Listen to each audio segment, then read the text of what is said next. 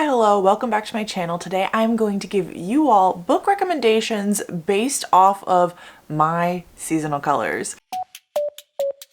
So if you're unfamiliar with this, which I was for a long time in my life, and then when I was introduced to it, I was very confused at first. Seasonal colors is a thing mostly used in the beauty and fashion industry where they try to analyze specifically your skin, hair, and eye color to try to match you with the best colors for your complexion. I, for a long time, thought I was a winter just because of how pale my skin tone is. Was very wrong. I don't know how I looked at like the warm colors in my hair and eyes and thought winter. I have taken the quiz. I went to this website called Colorwise and I'll have them linked down below, and it was very easy to use. The only issue I did run into is different photos had different results. You just go to this website and you can see that they talk all about like everything behind it. This is a trend that has been going on since like the early 1920s and really got popular in the 1980s. So you upload a photo of your face or you take one, which is what I did, and then you select like the average of your skin,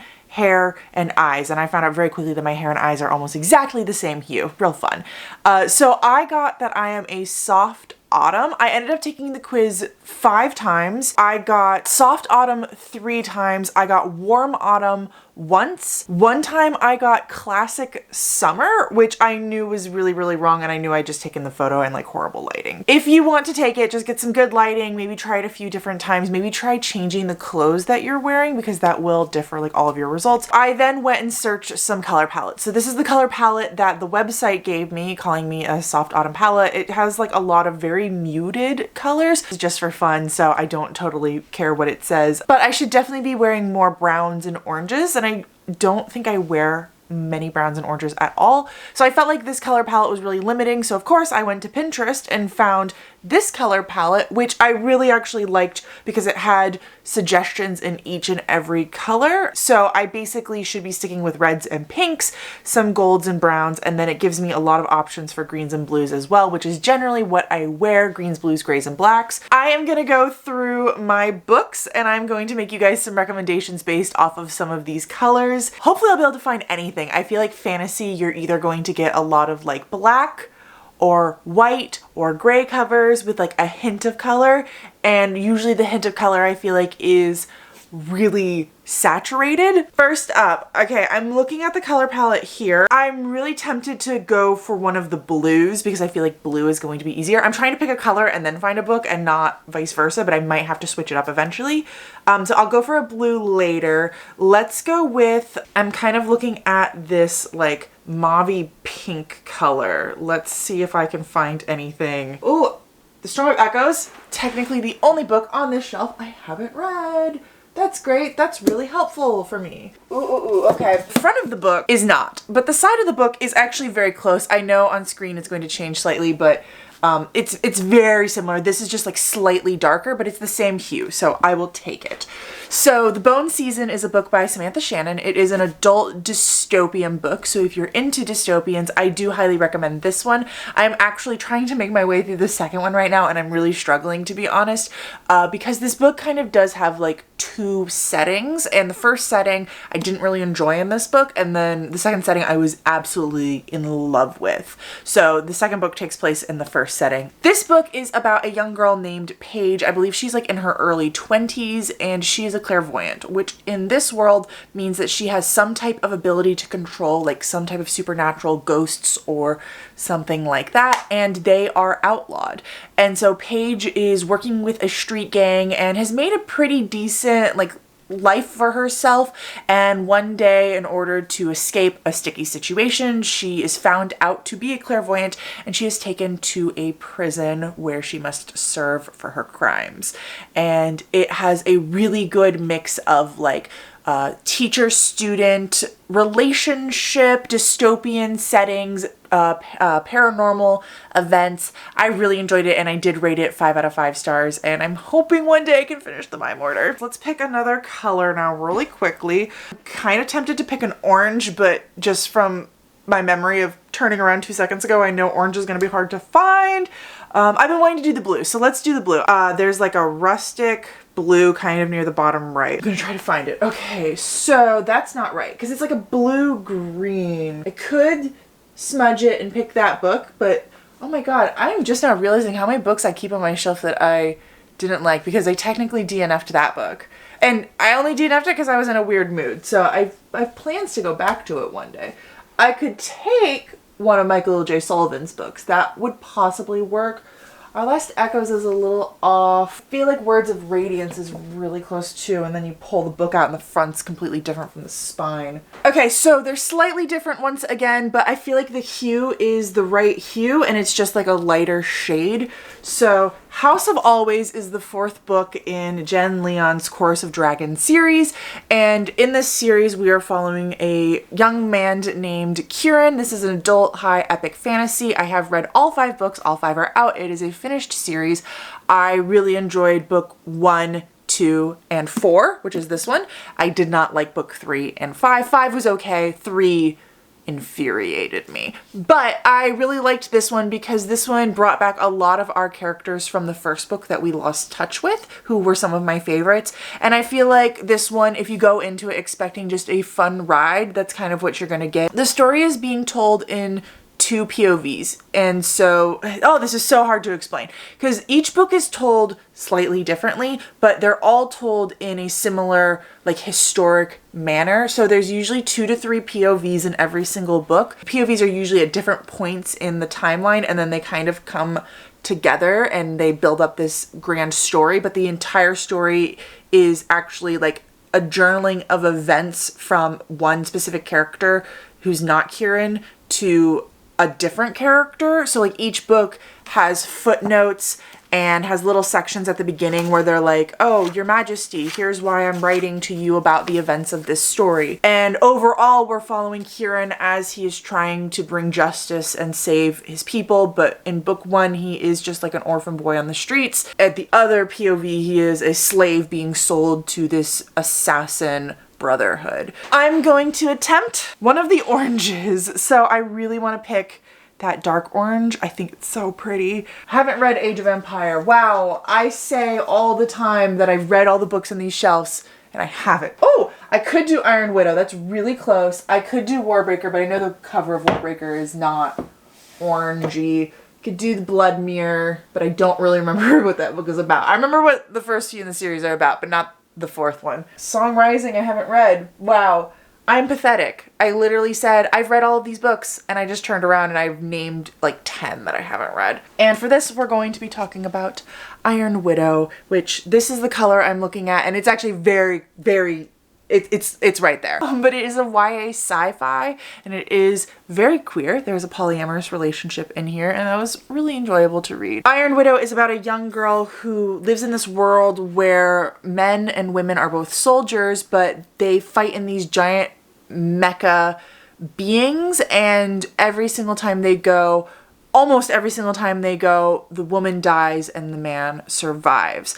And her sister was sent off to be a soldier, kind of against her will, and was killed, died in battle. And so our main character decides that she is going to try and go into service, fight as a soldier to get revenge on the man who was in the machine with her and killed her. I feel like it subverted a lot of YA tropes, and I feel like she went places that I wasn't totally expecting at all times, and I feel like she did a lot of things that other YA books were afraid to do, and had some things to say that were kind of, I don't want to say out there, but like not the average. Not to like shit on YA. YA has its place, and I do appreciate it for what it is, but I just really enjoyed this one kind of falling out of the rhythm that I felt like YA had been stuck in for a while. Okay, so now we move on to the Pinterest board one. So now I gotta pick a neutral, and I think for this, I'm gonna let myself turn around and just try to find something that matches as best as possible. So I have Song of Blood and Stone, which definitely matches some neutrals from that top row, because they do have some blue whites and some yellow whites, and this has like both of those. I don't think I'm allowed to wear any of these colors, but that's okay. So Song of Blood and Stone is a black fantasy, and it is a 4-book series. Each of the books are a standalone. It's not quite true because I read book 1 and 2. I didn't like book 2, but I really liked book 1, rated it 5 stars. Book 2 I think was like a 2-star. And then I went to look at book 3 because I was like, cool, well the characters are what gave me a huge issue in book 2. And I saw the same characters from book 2 and book 3, so I decided not to read book 3. Take that as you will, but I personally don't call this a standalone series anymore. In book 1, we are following 2 characters, Jack and Jasminda. Jasminda is from both sides of this war. She has a parent from both sides and she lives on the border and is just living in her farm and trying to do the best she can for herself. She kind of doesn't want to deal with anyone else, but her farm is about to be taken away from her because of money and racism and everything wonderful like that. And one day soldiers show up at her doorstep and they have a prisoner with them who is Jack. And so the 2 of them start to work together to free him and to get him back because he has information, something horrible that is going to happen. And Jasminda and basically everyone doesn't want that bad thing to happen. So she helps him escape and get back to his people and try to stop this war from coming. The next line is my darks or my neutrals. And I think that this one's going to be a lot easier. I think I'm going to go to my horror shelf because I don't know when else I'm going to be able to pull a horror. So this has a lot of colors I can wear actually. So the dark greens and the dark blues. Horrid is a book by Katrina Leno. This is a YA horror about a young girl who is moved from her hometown to her mom's original home because the home is now being like given to their mother. I think their grandmother just passed. And when they go there, the house feels very haunted. Our main character does have, and I'm so sorry, I don't remember the name of the disease, but the one where she likes to eat inanimate objects. And so she eats paper and receipts. First line says, she couldn't remember the first book she had eaten, what it tasted like, how it felt, the scratches as it slid down her throat. She couldn't remember why she'd done it. She must have been a baby, a toddler, ripping pages out of a picture book about a talking stuffed animal. I'm looking at the reds now, which is this cube down here. So from the front cover, there is no red, but the spine is red and it is actually the correct shade of red. This is the second book in the Raven Boys series. I actually really like this one. I think the first one is my favorite, but this one would probably be my second favorite. Blue Lily Lily Blue is my least favorite. But I loved all of them. I think I rated this one a 4 or 4.5. And this one we are specifically following Ronan as he is like figuring things out after the end of book 1. But the whole entire series is really about this found family friend group. We're following a young girl named Blue who lives in this house full of women who can use magic, and she has been told her entire life that if she kisses her true love that he will die. Then she comes across this group of 4 boys. It's Gansey, Adam, Ronan, and Noah, and they are trying to find Glendower. Specifically, Gansey is trying to find Glendower, this lost king, because he is obsessed with it ever since this weird incident happened to him as a child. Next, we've got golds and browns. So I feel like most obvious would be Priory of the Orange Tree, but I don't think that really fits my golds and browns super well. So I do have a lot of gold books. So I could talk about The Missing of Claire de Lune. I could talk about The Fate of the Tierling or In a Garden Burning Gold.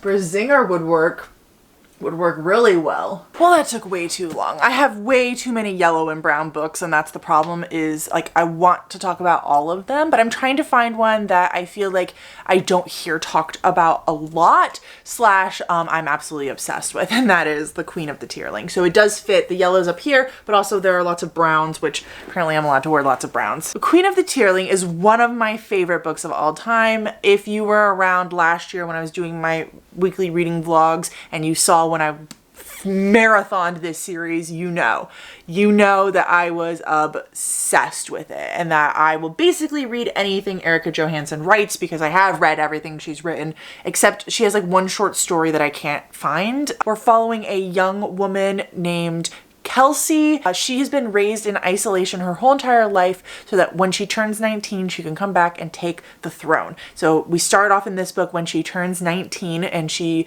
is taken by a bunch of soldiers back to her palace. While she was gone, her uncle was ruling in her place and he has let the entire city go to waste, the entire kingdom basically go to waste. And so she must try to become the best queen she can be, build things back up, make things the best that they can be.